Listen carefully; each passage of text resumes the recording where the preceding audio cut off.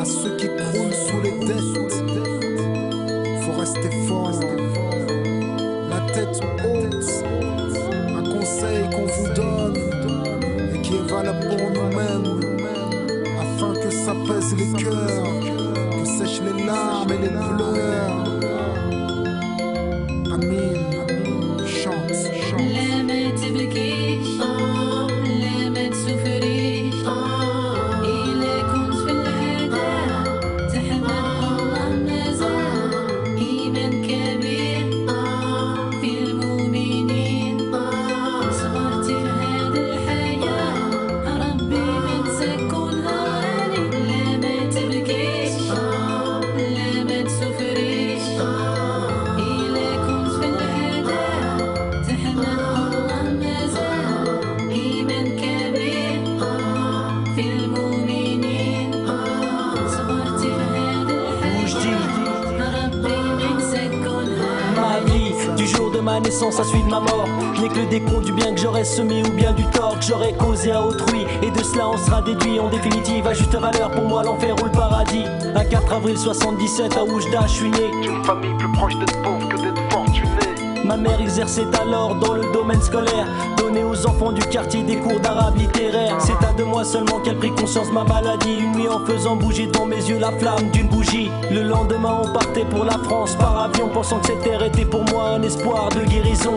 Malgré les efforts des médecins il n'y avait rien à faire. Une autre épreuve encore dont mes parents ont su se défaire, en m'inculquant l'islam et l'histoire de nos pères. Ils m'ont aidé à m'en sortir par le biais du système scolaire. M'ont appris qu'en islam l'épreuve est un bienfait. Une maladie, la pauvreté nous purge de nos méfaits. J'ai affronté la vie, fait face à ces difficultés. Et ici Loujdi prose pour tous les déshérités, pour tous ceux éprouvés par des maladies graves, pour ceux qui vivent dans la misère, sachez tout ce qu'elle nous lave. Que Dieu expie nos fautes à chaque douleur subie, et elles sont à nos yeux bien plus précieuses que tous vos rubis.